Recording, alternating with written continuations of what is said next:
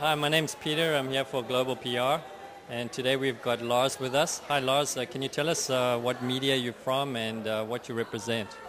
I represent Fitzilla, which is a European-based website that writes news and reviews of general computer technology.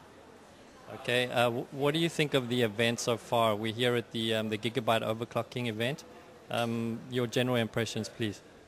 It seems to be very well organized, and it's impressive to see so many overclockers at one single event. In terms of the competitiveness of this event, do you think the standard is good enough? Yeah, it seems to be really quite competitive. All the teams seems to be quite excited, and well, we're still looking forward to the afternoon's real sort of attempt at breaking some new speed records, because right now it's a little bit limited based on the hardware they can use. What do you know about overclocking? What does it mean to you? Well, it's something I'm not personally overly concerned about, but it's become an interesting aspect of the market because it seems to be driving the market to quite a degree because of people like these guys who has taken something that was initially allowing people to get a bit extra performance out of their computer to something that's become a sport pretty much. So essentially, you agree with the policy to promote overclockers, especially in the motherboard industry, to help promote sales? Well, why not? I mean, you need to come up with some new concept, and it's even driving an audience, and it seems to become hugely popular over the last couple of years, and it's a different take on what has become a little bit of a stagnant market, especially when you consider that gaming was really the only driving factor in the industry for a very long time. You mentioned gaming. Many Taiwanese manufacturers in the past have focused on gaming LANs, that kind of thing. How successful do you think those were compared to overclocking? Not nearly as successful, and I think the problem with that is the Taiwanese companies in many ways didn't understand what gaming was about, and I still don't think they really quite understand the market they're going after sometimes with the so-called gaming products.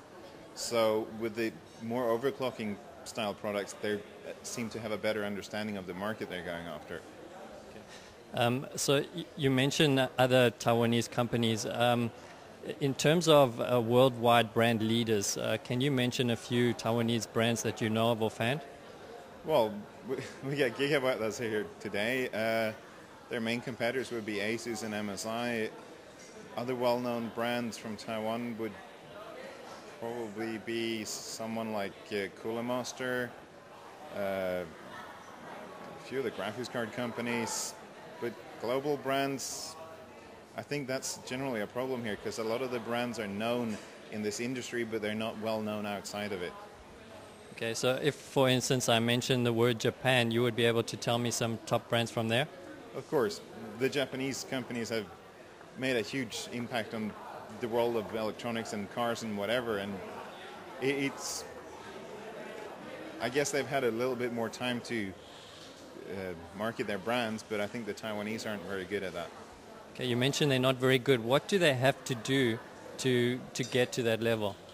I think, first of all, they need to actually spend some money on marketing and doing it the right way. Advertising doesn't equal marketing, and I think that's something they've completely misunderstood. Sorry, would you like to elaborate more on that? Yeah, events like this actually is a better exercise in building your brand than just putting out magazine advertising and sponsoring events and things like that, which is starting to happen, but it's been very slow. But with more and more overclocking events, LAN parties, and other similar events, I think a lot of these companies have more success in pushing their brands than purely by doing advertising. Sure, advertising and events are not the only ways you can promote a brand and build a brand. Other people have mentioned, like for instance, press releases and that kind of thing. What is your experience with local Taiwanese manufacturers and their ability to produce quality products of that nature? Press releases?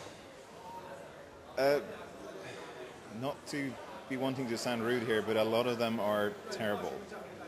And it doesn't put your company across as being a professional outfit if you can't have a press release in proper English and that is done in a way that it presents itself as something professional from your company. Thank you. I think that's all for now. Thank you.